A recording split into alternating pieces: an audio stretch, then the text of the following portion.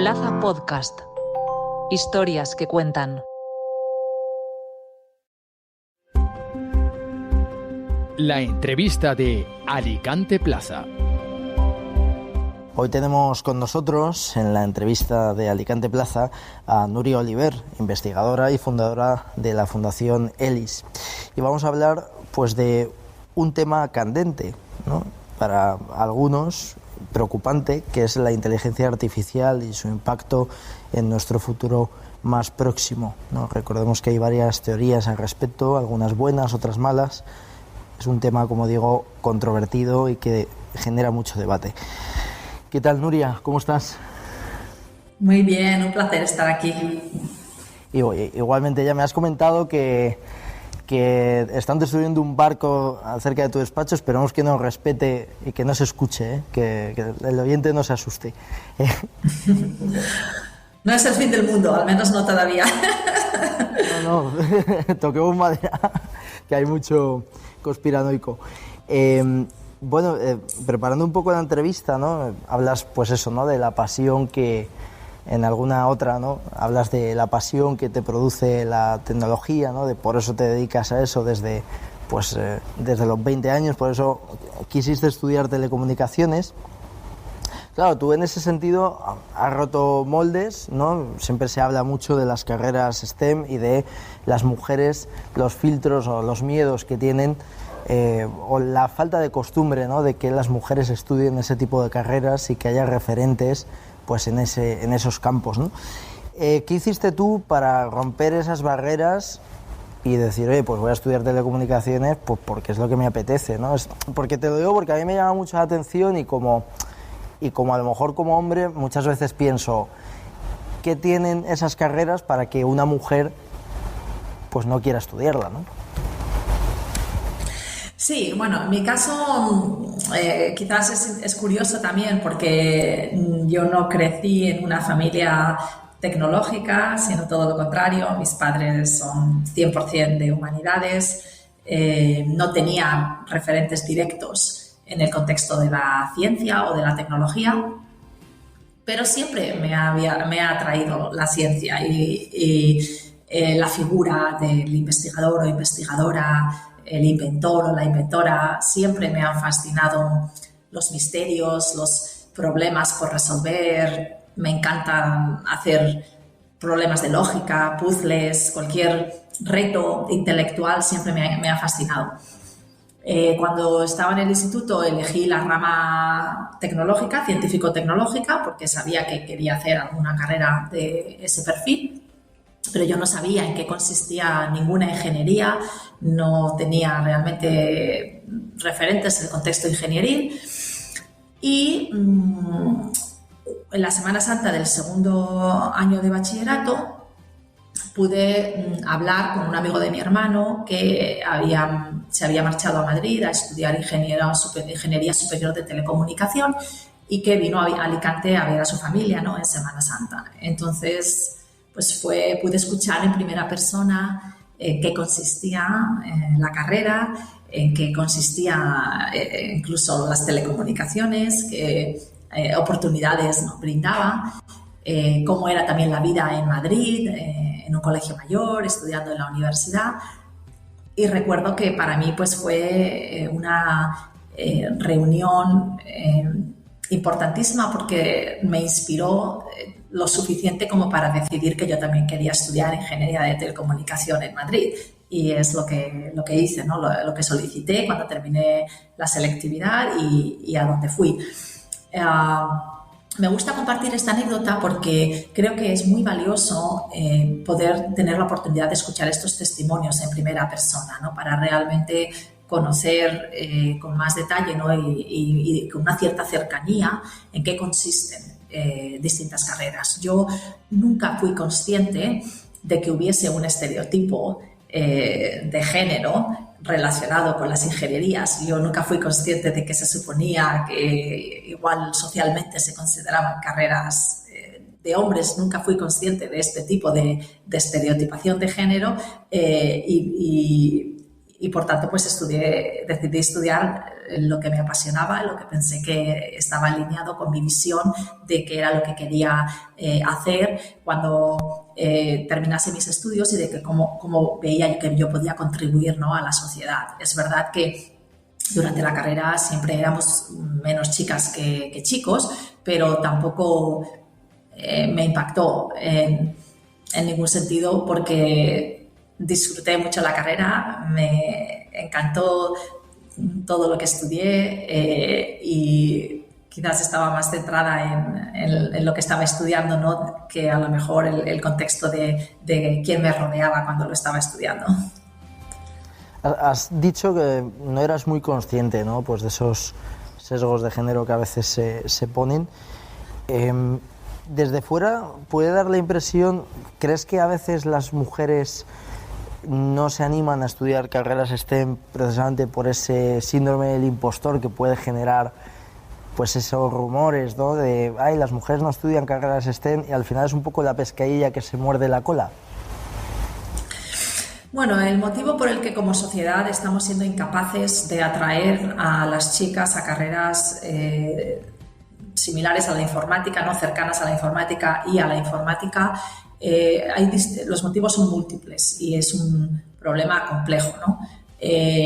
A mí me gusta destacar al menos 4 motivos.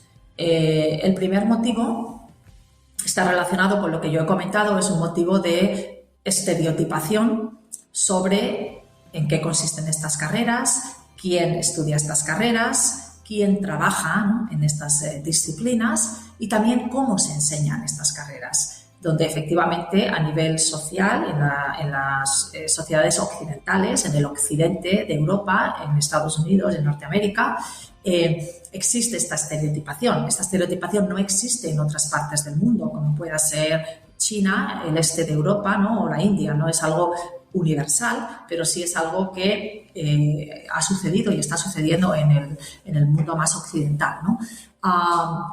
Esta estereotipación es ubicua, ¿no?, en la sociedad. Lo vemos en las series de televisión, lo vemos en las películas, en los libros, lo vemos en los juguetes, ¿no? Si yo le pido a cualquier persona que cierre los ojos y se imagine a una persona cuyo trabajo es programar, pues no se van a imaginar a alguien como yo, probablemente. Se van a imaginar pues a un chico con gafas, en un sótano, haciendo cosas raras delante de unas pantallas, ¿no?, con pocas habilidades sociales, porque es lo que estos estereotipos nos han transmitido, pero está muy lejano, ¿no?, de la realidad. Y por eso, pues como sociedad, a todos los niveles tenemos que trabajar para combatir, ¿no?, y eliminar estos estereotipos que efectivamente contribuyen a que estas carreras pues no sean atractivas en general para nadie, porque estamos también no teniendo la capacidad de atraer a chicos tampoco a estas carreras, especialmente si consideramos la inmensa demanda que hay de perfiles, ¿no?, con este tipo de conocimientos, pero aún peor, ¿no?, en el contexto de las chicas. Ese es el primer factor, pero hay otros factores. Un segundo factor es lo que se conoce como los sesgos de género. Estos sesgos lo que nos hacen es, tanto a hombres como a mujeres, a todos y todas, infravalorar a las mujeres en igualdad de condiciones a hombres, ¿no?, similares. Este sesgo es relevante en el contexto de estas carreras porque las ingenierías suelen tener fama de ser carreras difíciles y donde el sesgo impacta es en el hecho de que muchas adolescentes que incluso pueden tener el mejor expediente de todo su instituto, ¿no?, y pueden ser estudiantes brillantes, muchas veces no eligen estudiar estas carreras porque piensan que no van a ser lo suficientemente buenas en ellas, que van a ser demasiado duras cuando no tienen ningún motivo objetivo, ¿no?, para pensarlo. Y es en parte por este sesgo de género. El tercer factor es un factor de falta de referentes y de falta de visibilidad a perfiles femeninos que trabajen en estas carreras y que contribuyan a inspirar, ¿no?, a las nuevas generaciones de chicas a que elijan estudiar este tipo de carreras y también a eliminar esos estereotipos, ¿no?, de los que he hablado antes. Y el cuarto factor es un factor que sí que es específico del sector tecnológico y que es un factor terrible, y es que en ciertos ámbitos del sector tecnológico, por ejemplo, en el área relacionada con la programación de videojuegos o la ciberseguridad, hay ciertas áreas donde está asentada una cultura extremadamente sexista y misógina, que se conoce como la cultura programmer. Es una cultura que abiertamente menosprecia el trabajo de las mujeres que trabajan en ese sector, y es una cultura que hace que muchas mujeres abandonen el sector después de haber superado, ¿no?, que he descrito, después de haber estudiado una carrera tecnológica, de haber conseguido con éxito encontrar, ¿no?, un trabajo en el sector tecnológico, pues lo abandonan por la cultura tan agresiva que hay en algunos entornos, ¿no? Evidentemente una cultura que es absolutamente inaceptable, ¿no?, y que tenemos que cambiar, pero que es una realidad también que tenemos que reconocer. Al principio de la entrevista, ¿no?, con la broma del barco, has dicho que no se va a terminar el mundo. Hay gente que se piensa que con la inclusión de la inteligencia artificial, pues sí que en nuestro mundo no se va a acabar, pero sí que se va a ver profundamente alterado, ¿no?, sobre todo en el ámbito laboral, ¿no? Desde la Fundación ELIS abogáis por la convivencia, ¿no?, y trabajáis por la convivencia entre la sociedad y la inteligencia artificial. ¿Cómo es posible esa convivencia cívica sin que la inteligencia artificial termine, pues, comiéndose el terreno de los humanos? Sí, es una muy buena pregunta. A ver, por contextualizar, efectivamente nos encontramos inmersos en una revolución industrial que se conoce como la cuarta revolución industrial. Y esta revolución industrial, igual que revoluciones industriales anteriores, está transformando profundamente todos los ámbitos de la sociedad. Es una revolución que implica una relación íntima, sin precedentes, entre el mundo físico, el mundo biológico y el mundo digital. Y está impulsada por una serie de disciplinas, como son la biotecnología, la nanotecnología, la ingeniería genética y, como no, la inteligencia artificial. O sea que en este contexto, efectivamente, la sociedad está siendo transformada, ¿no?, profundamente por estos distintos desarrollos tecnológicos. Es importante también no perder de vista que sabemos, y yo soy la primera convencida, sabemos que necesitamos apoyarnos en la inteligencia artificial para abordar los grandes retos del siglo XXI, porque no vamos a poder abordar el reto climático sin la ayuda de la inteligencia artificial, no vamos a poder abordar el reto energético sin la ayuda de la inteligencia artificial, no vamos a poder tener energías renovables sin apoyarnos en algoritmos de inteligencia artificial, no vamos a poder afrontar el reto demográfico, el envejecimiento de la población, la prevalencia de enfermedades crónicas, etcétera, etcétera, sin ayudarnos y sin utilizar inteligencia artificial. Y ese debería ser, evidentemente, nuestra motivación para invertir en investigación, ¿no?, y en innovación y desarrollo de la inteligencia artificial, una inteligencia artificial que nos ayude a abordar estos grandes retos y que contribuya a la prosperidad, ¿no?, del ser humano y del planeta. Eso es, desde mi punto de vista, el valor que aporta la inteligencia artificial. Pero al mismo tiempo, la inteligencia artificial no es perfecta. Tiene una serie de limitaciones y plantea un conjunto de retos éticos que tenemos que abordar si queremos asegurarnos que su impacto en la sociedad va a ser positivo. Es lo que yo llamo una inteligencia artificial socialmente sostenible. Una inteligencia artificial que socialmente repercuta positivamente y que realmente nos ayude. Y precisamente para conseguir esta inteligencia artificial socialmente sostenible es para lo que se creó la unidad ELIS de Alicante. ELIS es una red europea de excelencia científica con presencia en, no sé si son ahora prácticamente todos los países del continente europeo, incluyendo el Reino Unido, no es Europa sino el continente. ELIS Europa tiene como objetivo contribuir a la soberanía tecnológica europea en inteligencia artificial y contribuir a que efectivamente la inteligencia artificial sea un motor para la prosperidad social y económica. Y en ese contexto hay 41 unidades ELIS por toda Europa. Son grupos excelentes de investigación que superan unos criterios de excelencia científica y que se comprometen también a cumplir con una serie de condiciones definidas por ELIS. Y estas 41 unidades ELIS conjuntamente quieren contribuir a que Europa sea competitiva en inteligencia artificial. Una de esas 41 unidades es la unidad ELIS de Alicante. Es decir, la unidad ELIS de Alicante no es una iniciativa aislada, sino que es una iniciativa enmarcada dentro de este proyecto europeo. La unidad de ELIS de Alicante surgió con el apoyo, el impulso y la financiación de la Generalitat Valenciana. Se hizo una propuesta a ELIS Europa en la primera convocatoria competitiva que hubo de creación de unidades ELIS. Fue evaluada positivamente por el comité experto que evaluó todas las solicitudes que se hicieron y de ahí surgió la unidad de ELIS de Alicante. ELIS Alicante es especial dentro de la red ELIS por varios motivos. En primer lugar, porque somos la única unidad que ha sido creada desde cero y por eso en ELIS Europa lo llaman una Startup Unit. Es la única unidad que ha sido creada desde cero con el objetivo de atraer a nuestra región y a nuestra ciudad talento investigador excelente que probablemente no vendría de otra manera y así reforzar el ecosistema investigador en inteligencia artificial, ¿no?, en nuestra Comunidad Valenciana y en nuestra ciudad. Y en segundo lugar, ELIS Alicante es especial porque tiene una temática que es única dentro de la red. La temática de ELIS Alicante es investigar en inteligencia artificial ética, responsable y para el bien social. Es decir, en inteligencia artificial socialmente sostenible, en cómo asegurarnos que la inteligencia artificial va a repercutir positivamente en la sociedad.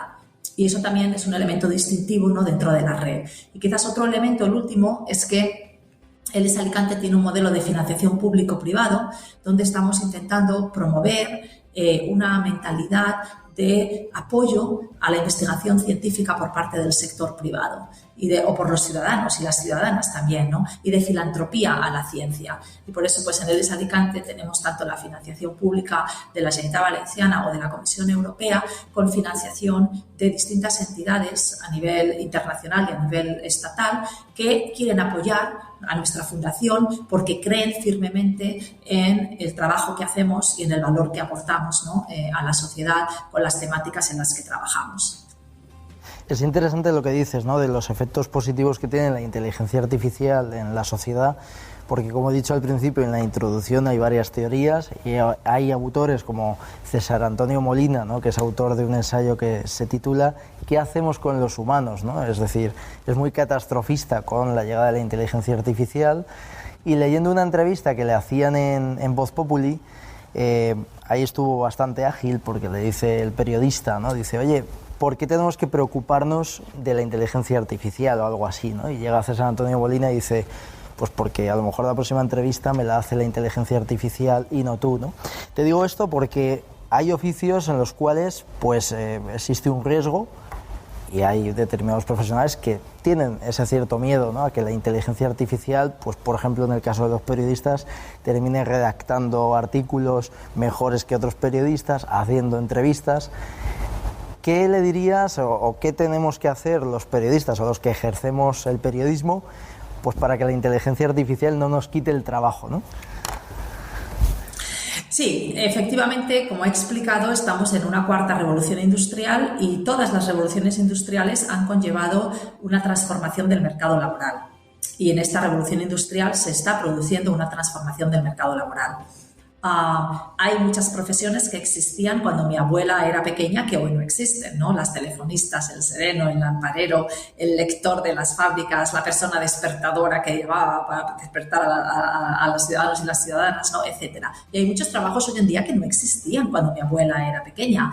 Ningún trabajo relacionado ni con los ordenadores, ni con Internet, ni con los teléfonos móviles, ni con las redes sociales, ni con la computación en la nube, ¿no?, etcétera, etcétera. Es decir, es obvio que ha habido una transformación del mercado laboral conforme ha habido distintas revoluciones industriales. En esta revolución industrial, uno de los elementos quizás más distintivos es que profesiones que históricamente no se habían visto afectadas en otras revoluciones industriales, profesiones que en inglés se conocen como white collar, profesiones que conllevan el análisis de información, ¿no?, la generación de información, profesiones que están vinculadas con un cierto nivel de educación y trabajo más en una oficina, ¿no?, o trabajo más intelectual, son las profesiones que potencialmente más impactadas se van a ver en esta cuarta revolución industrial, siendo el área de la comunicación y el periodismo una de las potencialmente más impactadas. Y por eso mi principal mensaje es un mensaje pues, de animar a todos los y las profesionales de vuestro sector a que aprendan sobre inteligencia artificial para entender las posibilidades que brinda para que cada profesional dentro del periodismo y de la comunicación pueda hacer mejor su trabajo. Podamos ser más productivos, podamos ser más creativos, podamos realizar el trabajo con más rigor, ¿no? Podamos identificar mejor acontecimientos que puedan ser noticiables, etcétera.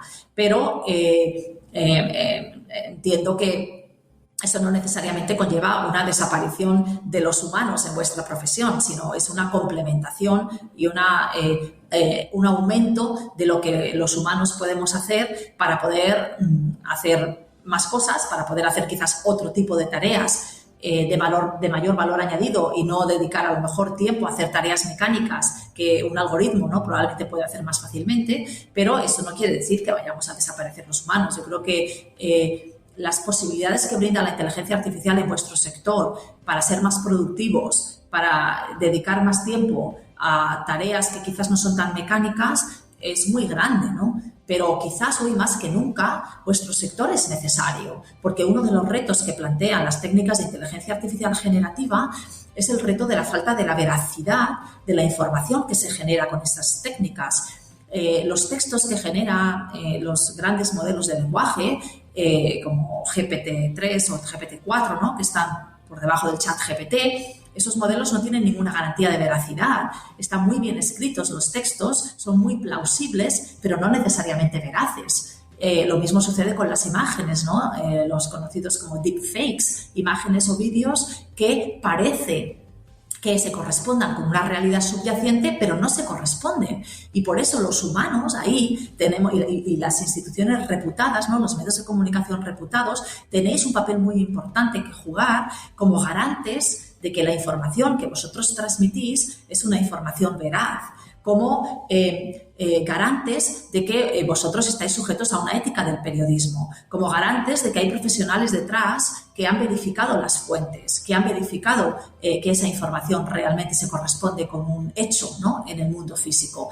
Por tanto, yo diría que incluso fruto de la inteligencia artificial también tenéis, ¿no?, una posición reforzada, porque al final la ciudadanía vamos a necesitar conocer fuentes solventes y fuentes confiables y fuentes reputadas a las que acudir para poder entender qué es lo que está pasando en el mundo, porque realmente mi recomendación es que no deberíamos creernos nada de lo que leamos, veamos o escuchemos en el mundo digital sin haber verificado antes la reputación de la fuente de la que procede, ¿no? La revista Letras Libres dedicó hace unos meses pues un especial a la inteligencia artificial, ¿no? Y en el interior de la revista pues había bastantes artículos sobre el tema. Versaba la revista únicamente sobre ese tema y llegaba a la conclusión de que una de las formas de derrotar o de competir con la inteligencia artificial tiene que ver con una cosa que has dicho tú, Nuria, que es la creatividad, ¿no? Y tú incides mucho en las entrevistas que he leído tuyas de una reforma educativa que se ponga en valor la creatividad. ¿Es así? Es decir, lo que dices precisamente de que nos va a ayudar a ser más veraces, ¿nos puede ayudar también a ser más creativos? Es decir, que a lo mejor un artículo de opinión o un texto pues que tenga esa creatividad, ¿no?, que a lo mejor en algunas ocasiones falta, ¿no? Sin duda, yo creo que el pensamiento crítico, la creatividad y luego muchas habilidades que tenemos de nuestras inteligencias social y emocional son clave, han sido clave en la evolución de nuestra especie y van a ser, ¿no?, cada vez más importantes. Efectivamente, a lo que me refería cuando decía actividades de más valor añadido, ¿no?, para las que vamos a tener más tiempo, porque otras actividades que no tienen tanto valor añadido las vamos a poder hacer más rápidamente, ¿no?, apoyándonos en la inteligencia artificial, son precisamente este tipo de actividades, ¿no? También a lo mejor unos análisis más profundos o análisis comparativos o reflexiones que no son tan directas, ¿no?, o tan evidentes y que requieren pues ese componente humano de crítica, de reflexión, pero también de conocimiento, ¿no?, de una trayectoria de un ser humano a lo largo de X años, ¿no?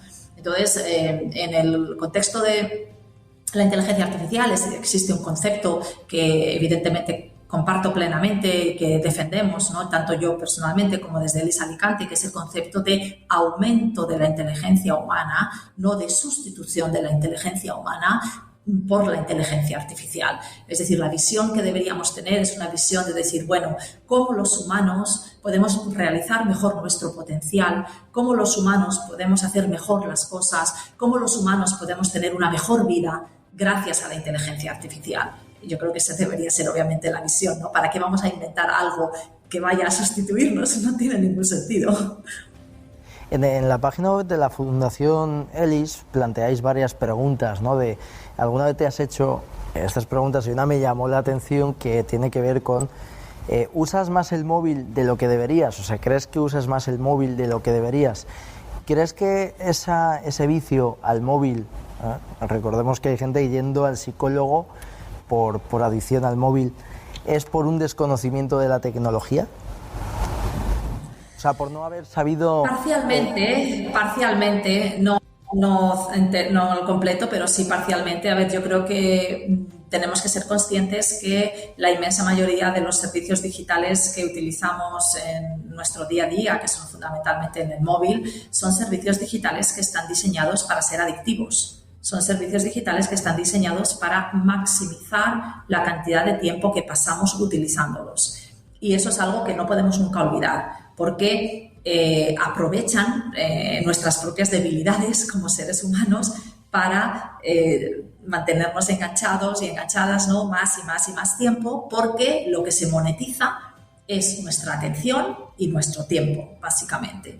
Entonces, ahí sí hay un componente de conocimiento de saber que las cosas son así. Pero es muy difícil porque al final estamos luchando contra algoritmos, la inmensa mayoría algoritmos de inteligencia artificial, que son expertos en la manipulación del comportamiento humano. Y por eso enfatizo siempre tanto el desarrollo de habilidades humanas, como en este caso puede ser la autorregulación, ¿no? Habilidades humanas que realmente nos permitan poner un freno, ¿no?, o detectar que estamos siendo manipulados, o detectar que estamos cayendo, ¿no?, en un ciclo de adicción que tenemos que intentar evitar.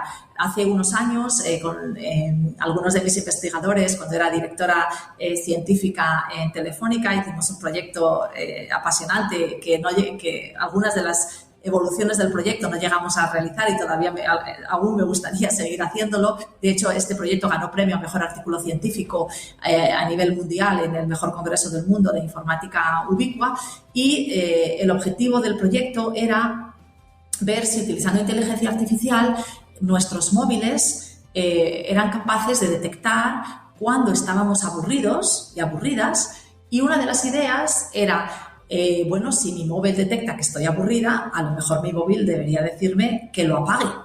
¿Por qué no tenemos tecnología que nos dice que la apaguemos? ¿Por qué no tenemos tecnología que llega un momento en que me diga, mira, Nuria, ya llevas demasiado tiempo utilizándome, igual es mejor que me apagues y que hagas otra cosa, ¿no? ¿Por qué aceptamos como sociedad que toda la tecnología que utilizamos ha sido diseñada para ser adictiva? Es una pregunta, al menos interesante, ¿no? O una pregunta que quizás deberíamos intentar abordar de otra manera. Y con este proyecto queríamos explorar esa idea de quizás desarrollar tecnología pues que no esté diseñada para ser adictiva y que realmente tenga nuestros intereses y nuestro bienestar como su principal objetivo. Ya para terminar, que sé que te tienes que ir, está habiendo cierta preocupación, ¿no? Pues porque se están llenando los centros comerciales de unas colas tremendas para vender el iris, ¿no? La información que hay en el iris. Hay unas máquinas que creo que te dan 70 euros en bitcoins, ¿no? Es el valor, ¿no? Y me recuerda un poco la frase de Mark Zuckerberg de que a él no le importaba el dinero, sino que a él lo que le importaban era la información, los datos. ¿Crees que la sociedad es consciente de ello? De que con nuestros datos somos más vulnerables. No, pero obviamente no somos conscientes de ello si estamos dispuestos a vender un dato biométrico tan personal como el iris, que es único para cada persona, ¿no?, por 70 euros. Lo he comentado antes, ¿no? Lo que se monetiza al final es nuestro tiempo y nuestra atención, es decir, nuestros datos. Siempre se dice, ¿no? Si un servicio es gratuito es porque tú eres el servicio, ¿no? Un producto es gratuito es porque tú eres el producto.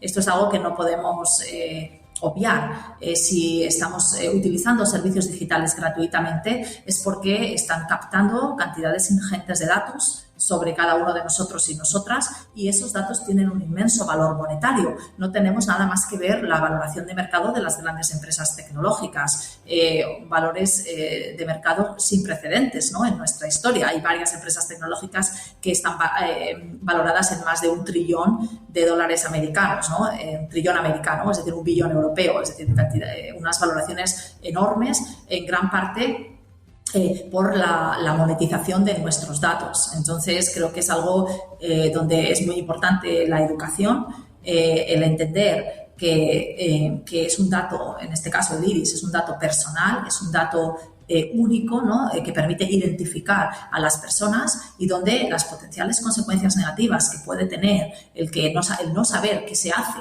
con esos datos, ¿no? Es algo que tenemos que ser extremadamente cuidadosos y cautelosos. Nunca se sabe luego dónde van a terminar esos datos. Se pueden utilizar potencialmente para usurpar incluso nuestra identidad, para cometer fraude, ¿no? en el mundo físico y también en el mundo digital. Entonces, bueno, yo creo que es muy importante siempre entender que, como se dice en inglés, there is no free lunch. Si algo parece demasiado bueno para ser real, probablemente es que no es así. Hay gato encerrado. Y mi recomendación sería pues ser extremadamente cautelosos, cuidadosos y protectores de nuestros datos personales, porque al final son los datos que nos identifican, que nos conectan con cada uno de nosotros y nosotras, y es difícil anticipar qué consecuencias negativas puede tener el perder el control sobre ese tipo de información. Pues Nuria, ha sido un placer, muchísimas gracias. Igualmente, ha sido un gran placer, gracias por el interés y aprovecho para invitaros a que vengáis a visitarnos a Elis Alicante cuando queráis. Ahí estaremos, un abrazo muy fuerte, que vaya muy bien. Un abrazo, gracias. Muchas gracias por escucharnos. Hasta aquí la entrevista de hoy a Nuria Oliver. Y bueno, ya saben, tengan cuidado a quién le venden sus datos, porque es cederles el poder sobre nosotros. Un abrazo y ha sido un placer.